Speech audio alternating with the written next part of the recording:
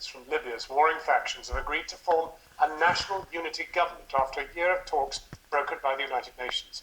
Since Colonel Gaddafi's fall 4 years ago, Libya has become the departure point for thousands of migrants heading to Europe, whilst parts of the country are controlled by the so-called Islamic State militant group.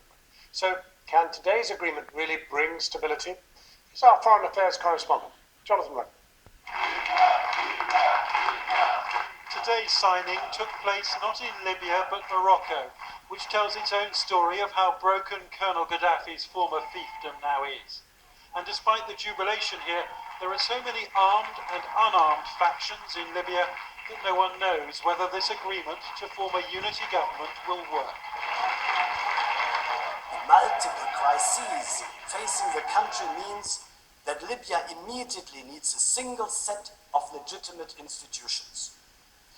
We must not forget that this is the beginning of a difficult journey. There is a critical need for national reconciliation. And here's one reason why. 38 people killed on a Tunisian beach in June, 30 of them British, the gunmen thought to have trained across the Libyan border. Up to 3,000 so-called Islamic State fighters are in Libya, the Foreign Secretary hinting only yesterday that British troops might be sent to train opposing Libyan forces if a new government agrees.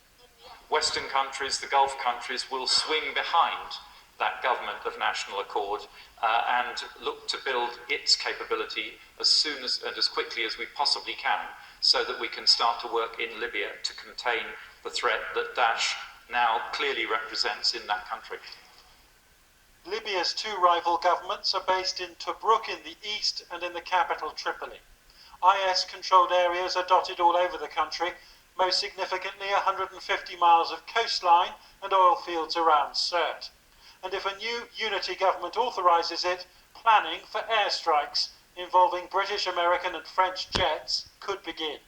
They can help the situation in terms of limiting the progress of the existence of ISIS in Libya.